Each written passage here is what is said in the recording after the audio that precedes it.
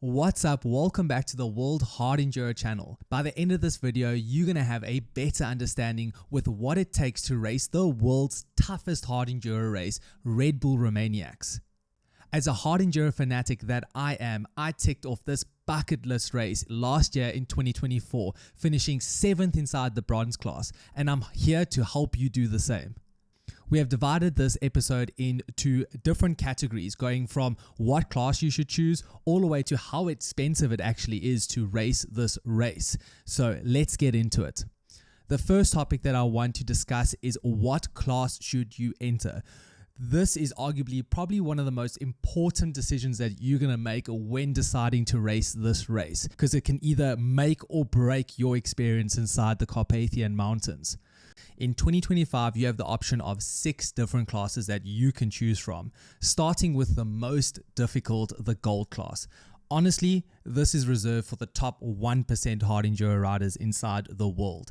It is absolutely no joke, with guys spending more than 9-10 hours inside the Carpathian Mountains each day. So if you are not competing at a world level, then I don't think that gold class is a class for you. Moving down to silver. For me, this is for the more top national riders inside the world. So if you are racing in your local or your national hard enduro series and are in the top 5 or 10 of your class and are doing pretty well inside that series, and the series is actually pretty tough, so you got some really technical races, then silver class could be the class for you.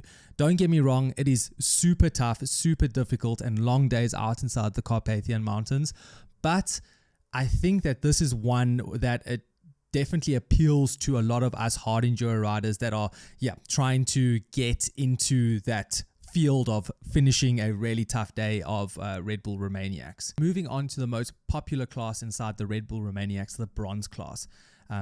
As I said, this is definitely the most popular class, and it's easy to see why. A lot of people enter this race because they want to get that hard enduro feeling. They want to finish Red Bull Romaniacs and have that medal at the end of the race, but then also not taking away too much from the enjoyment of the race.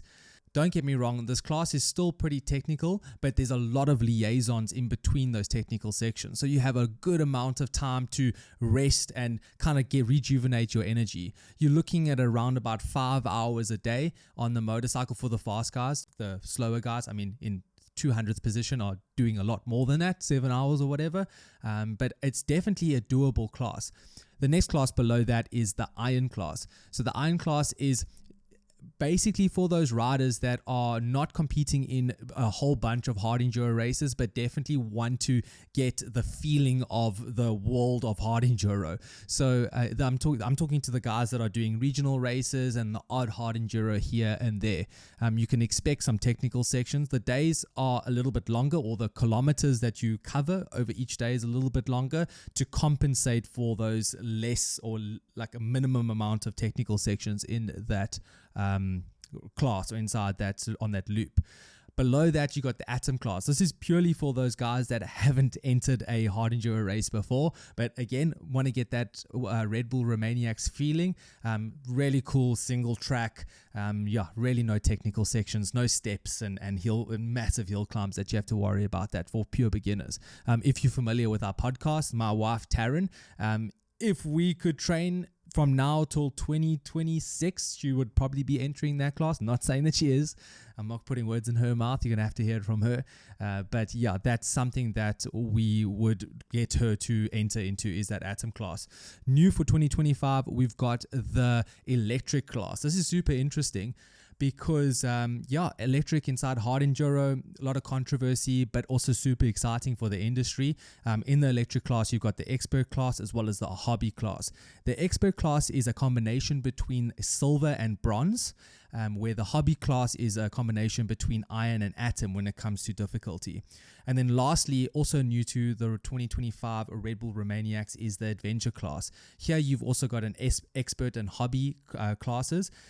Don't get me wrong, the adventure class is for adventure bikes, but it's definitely catered towards the adventure rider and not someone that's riding hard enduro on the adventure bike. So it's not like a Kevin Gallis Kevin Galler's class or Paul Torres' class. This is purely just for those guys that are super keen on adventure bike riding and again want to experience the Carpathian Mountains and just the vibe of the Red Bull Romaniacs. Moving on to how to prepare for this race. So let's be clear. I'm not a nutritionist. I am not a personal trainer, but this is what I did in order to prepare for the bronze class of Red Bull Romaniacs. So what I really focused on is 3 main components in my training: strength, cardiovascular, and then also just skill and ride time on the motorcycle. With the ride time on the motorcycle, I really try to put myself into quite technical situations inside my local riding. As I said before, trying to like almost scare myself to think, okay, you know, when the going gets tough, that I'm ready to tough it out, you know. So I really try to focus on hitting those big ledges, massive hill climbs, and just trying to find that inner riding skill that I know that I've got, but just to remind myself like, hey, that's something that I can do. So I was really focusing on those tough days. For example, I would do maybe an 18k loop. Where I live, there's a lot of mountain range, so there's not a lot of opportunity to do long days out on the motorcycle, and it's super technical. So I did about 18Ks, which took me about 4 to 5 hours roughly, and I just basically scrummed my way through 4 to 5 hours of proper hard enduro rock steps. Also trying to figure out what it felt like when it rained. So as soon as it started raining, it gets super slippery out here, so I just made the decision to go out there, have a teaspoon of cement and harden up, and really get into the hard and technical riding.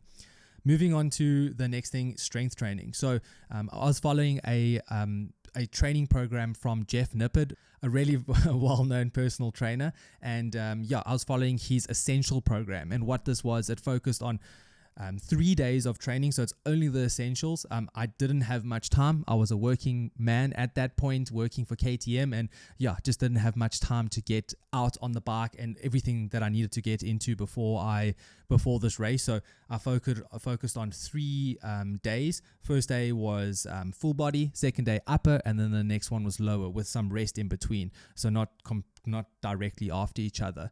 That really did make me feel like I had the strength and the power in me to, muscle up a bike if I dropped it down a section, or really just manhandle the motorcycle in places where my skill, kind of got thrown out the window. One thing that I also worked on was my base fitness. So I know that when it comes to personal training and for cyclists and like cardiovascular type exercises or sports like cycling, running, that type of thing, you need to work up on your base training, your base fitness. What this is basically just getting miles out or kilometers out on the bicycle at like a decent heart rate, but not spiking it up too much. I did this a little bit differently. So I included some high intervals sessions inside my base training sessions. So, and I enjoyed doing this on the bicycle because I felt like it was a bit more controlled than a motorbike. When riding your motorcycle, it's very difficult to try to navigate and to try to get your heart into the place that you need it to be in order to get the optimal benefits of what you're training. With a bicycle, it's a little bit more easier with that obviously heart rate monitor strap and that, making sure that I'm on top of it. So I'll do about a 30k cycle at least once a week. Usually on the weekend, so one day riding Saturday and then Sunday on the bicycle, because that's all the time that I really had, and with gym in between the week. And I'd go up to my local mountains, about a 10k cycle there, which I'd just keep it really chilled, and then bust it up a 200 meter elevation climb mountain up and down about 3 or 4 times. And this really helps spark my heart rate, and then bring it back down to resting, and then spark it once more, and then bring it back down to resting. And I get that really did give me the feeling that I was doing my cardiovascular system really good. It made me feel like I could muscle through a longer session of a day. That would take me roughly 2 to 3 hours to do, maybe even a bit more. So that was really good, solid training for cardiovascular. One thing that I want to talk about is your mindset. I believe this makes up about 60%, 70% of your actual ability on the day of racing a motorcycle. I don't think that we all have good intentions. We all want to stick to the program, but life does get inside the way. Working late, family commitments, these things do pop up. But by the end of the time, but when you board that plane flying to Romania, you need to make sure that you are in the right mindset. So don't think about those days that you missed. Think about those days that you did get down inside those mountains and that you did put inside on the bicycle or inside the gym. Believe that you can do it, because this is super, super important. And you know, you're spending a lot of money to go to this race, which we'll get into a little bit later in this video, in this episode. But yeah, you're spending a lot of money to go to this race, so you got to keep a few things in your mind. Firstly, you got to enjoy it. This is for fun. Most of us are doing this for a life experience. First time doing Romaniacs, for me at least, or it could be a multiple times, but we do it because we enjoy it. So enjoy it. Don't let the nerves of and the pressure of the race and the environment get in your head and get, you know, you down. Really try to focus on enjoying that race. Train with a GPS. I can't explain to you the amount of people that I saw at the starting line of race day 1 and day 2 fiddling with their GPSs, not knowing how to load the tracks, not knowing how to get the average speed up there. This just adds extra stress on the start of your day, which you don't need. You need to be focusing about the race, focusing of what and how you're going to accomplish this race and get through these the days of racing. You don't want to just you want to make sure that you know that, so that it doesn't pop up on the morning of your race. It can get quite stressful when you're about to start. There's a minute left and you don't even have a track on your GPS. So train with a GPS, or at least have a GPS on the plane, which this is what I did. I had my GPS on the plane. I've had experience with riding with a GPS, so I was fine with the actual act of riding with a GPS, but I forgot the controls. I used to use older ones that I can't remember exactly. They're not the same. They're not transferable to the newer day GPSs. So on the plane, leaving or going to the race, I was fiddling with the GPS, making sure that I kind of knew where all the settings were that I needed to look for. Lastly is train with the nutrition that you plan to race with. Again, you don't want to be trying new things on race day. Make sure that you've got the nutrition and you're happy with the supplements that you are using for your racing inside your camel pack. I went for a very high carbohydrate mix inside my backpack. This is just to try to supplement, give me fuel throughout the day. It's difficult to eat throughout these days. I struggle to eat in the morning and to get enough food in. So I really focused on getting a mix in my backpack that was very high in carbohydrates. I'll put a link in the bottom of what I used. I can't remember exactly the name it was now. Walking through each day at Red Bull Romaniacs. What I want to do in this next section is bring up my Garmin Connect stat of the race, and we can deep dive into things like distance, average speed, ascent, so in meters how far you climb, as well as time. That's another one that I want to talk about. So let's get into it. So for those of you that are listening to this and not watching it on a video, I'm going to try and be as clear as possible with what we are looking at in my Garmin Connect app. So we're looking at the Prologue City Enduro. This is basically where everything kicks off for the Red Bull Romaniacs. The atmosphere is amazing. People are stoked. Bikes are fresh. Riders are fresh and ready to get going. This super enduro track that the organizers create in the middle of Cebu is unbelievable, and it would honestly be a shame not to give it a try. I'm a big advocate for all classes and all riders to try and give it your best shot, because it's something that you'll probably won't ever ride in your life again. It is just that cool. I understand that it's the start of the race. You don't want to hurt yourself. You don't want to hurt the bike. But if you're confident of just getting through over the obstacles, I mean, not feet on the pegs, all stylish and that. If you can just get over it, then I strongly suggest that you give it a go. The gold, silver riders, it's compulsory for them to do a qualifying lap for this race. The top 32 riders in gold, silver, and bronze all go through to the night event, which is a race that they have. I think it's about 10 minutes, a race where the top 32 go head to head in rows of 6, and they head off in rows of 6 with 5 seconds in between, and basically duke it out on the streets of Cebu. For the Iron and Atom guys, this is not compulsory and you don't have a race at the end of the day, but it does help you with your starting order the final day. For gold, silver, and bronze, it's the same thing. Wherever you finish is where you start the next day and can give you a really good advantage in race day 1. I was very lucky to get a solid qualifying lap in the morning, putting down a lap which secured me a 4th position, which I was really surprised by because I got stuck in one of the sections and lost a lot of time. But it just shows you that, you know, if you're consistent inside on the track and just not making too many mistakes, 1 or 2 is okay, you can still really place pretty well inside that. This put me on the front row for the night event. I cannot explain to you how incredible that feeling was to have the banks of the track lined with hard enduro fans, live TV, my family was watching at home. To be on that front row starting with the best inside the bronze class was pretty fantastic, and I wouldn't replace it for the world. And that gives me the feeling why I am such a big advocate for it, because it really is something super special.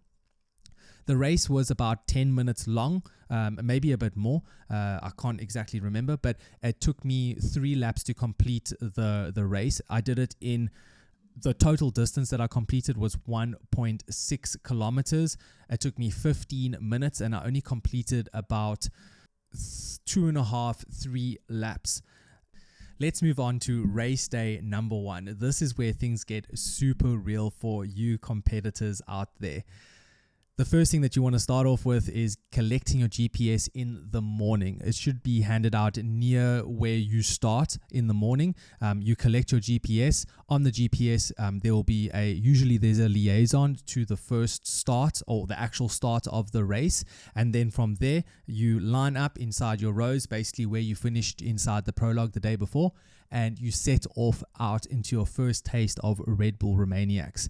For race day number 1, we covered a distance of 153 kilometers, taking me a time of 5 hours and 26 minutes with an average speed of 27.8 kilometers an hour.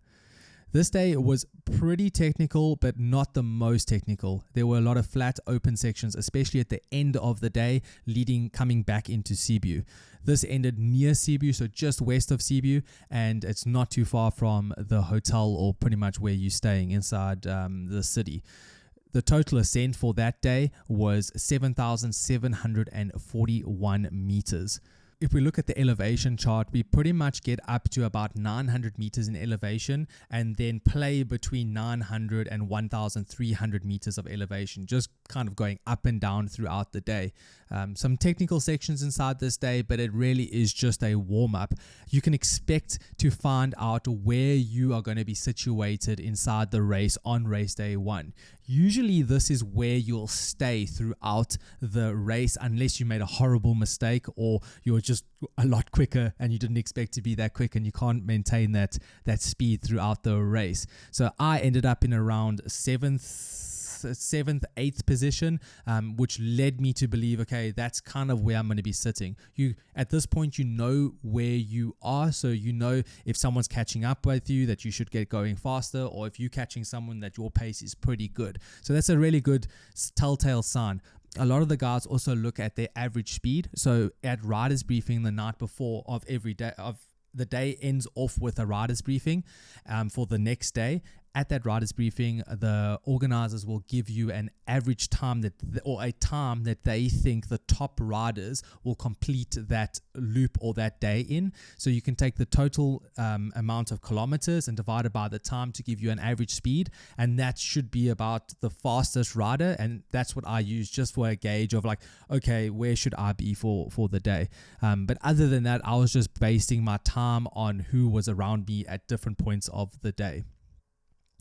Moving on to race day number 2.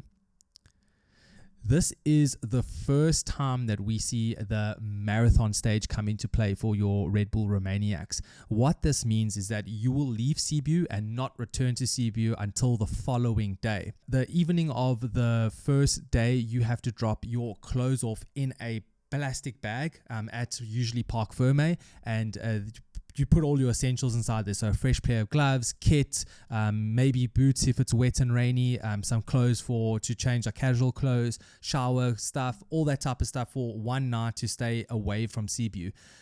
It's a little bit tricky to figure out what you should pack and to not overpack and then also underpack. I saw some guys just pack underwear, which is quite interesting to have just inside their carry bag.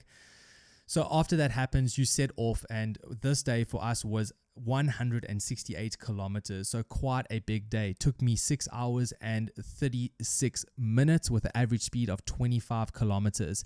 Total ascent on this day, a lot bigger than the day before, 2,000 meters more actually, at 9,011 meters of elevation. The day was definitely a tough day.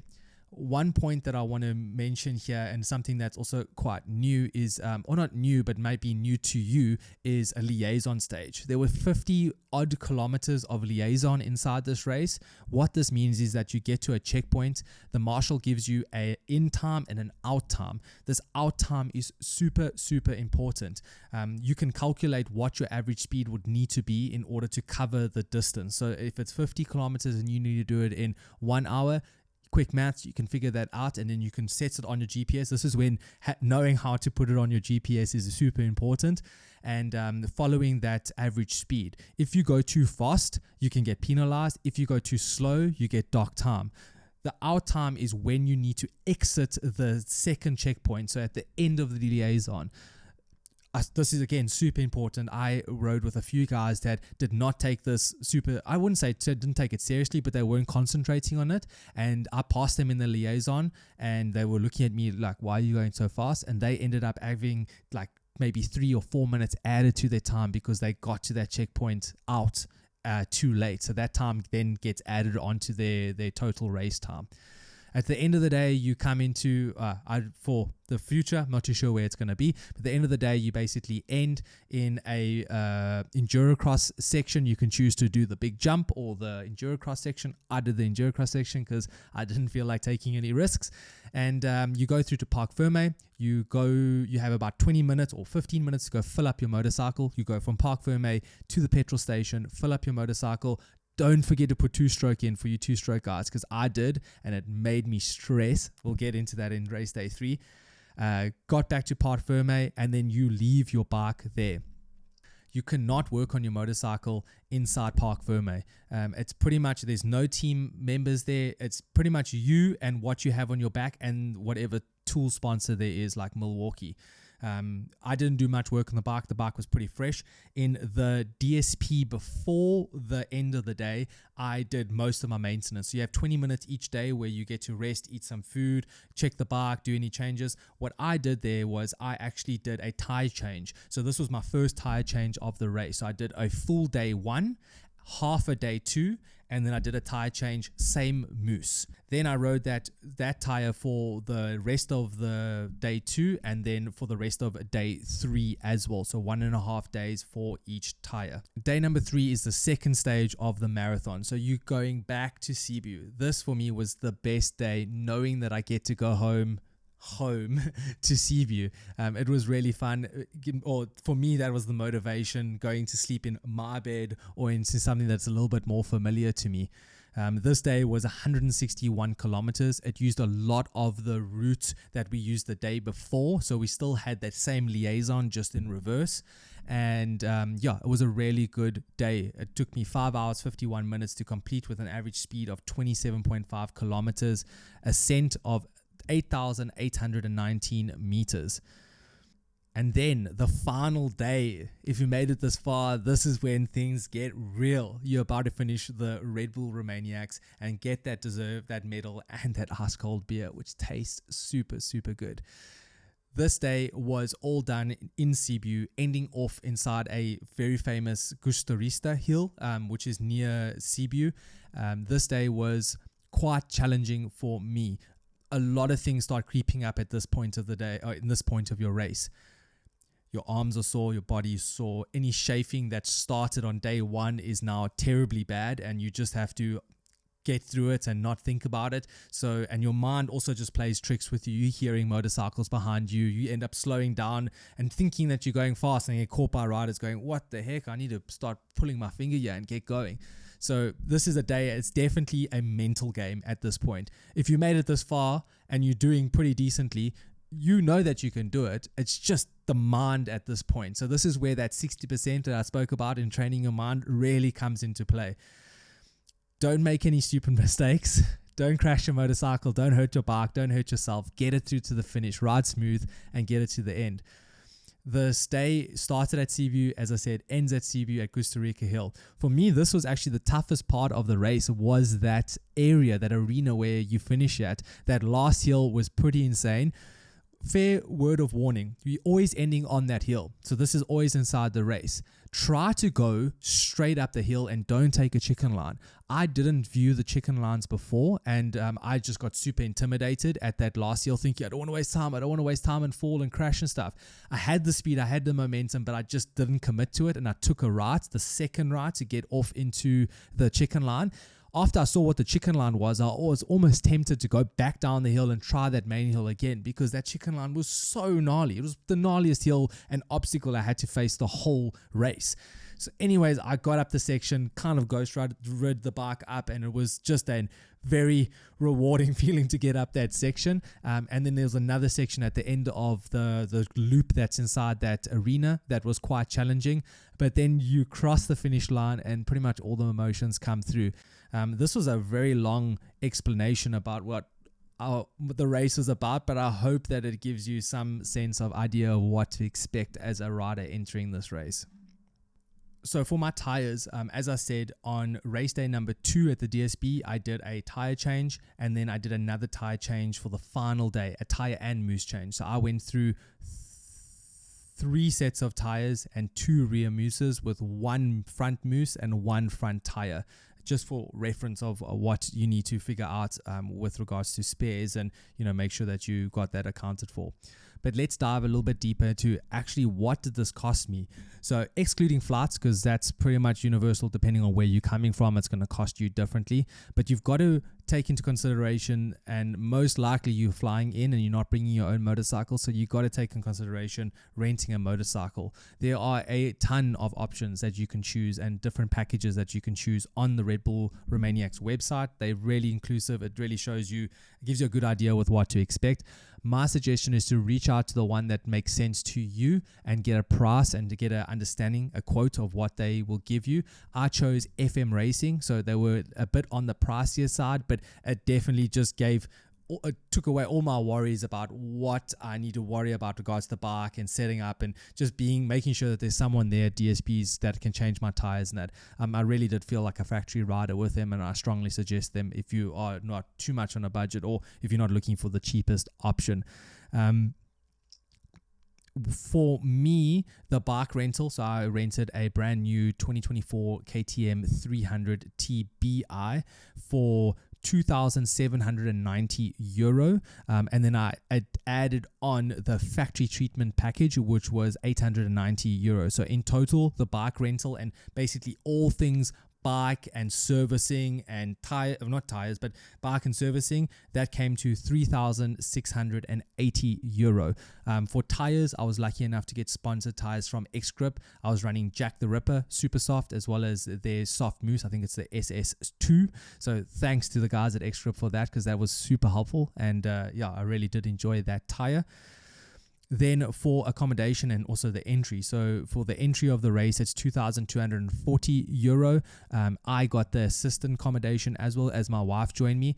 This is also a really important point. It's really, really good to have your partner or just someone there to help you if it's not physically, mentally. It's a really grueling and not stressful, but it can get stressful, and you don't want it to be stressful. As you remember, we're here to have a good time and to have some good memories. So it's just nice to know that there's someone there that can run off and go wash your kit if you need your kit washed, while you can catch up on some well-deserved rest throughout the days of racing. Travel insurance got me €156, and then miscellaneous.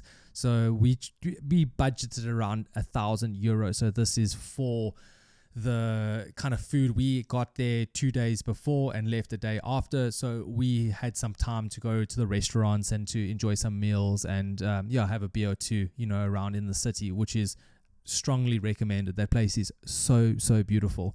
The total for me without flights came to €8,191. It's expensive. But would I change it? Hell no. It was the sickest experience I've ever had on an off-road motorcycle.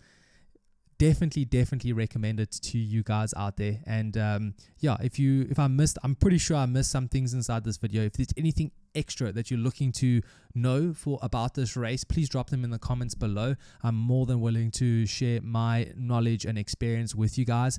It's tough to have a good understanding with what you're getting yourself into, and the stress of picking a class, flights, what bike rental companies to go for can sometimes overpower that fun side of it. So if I can relieve that from you guys, then I've done my job well. So I'm hoping that you guys have found some value in this and are considering trying this race out, if not in 2025, maybe 2026 or in the future.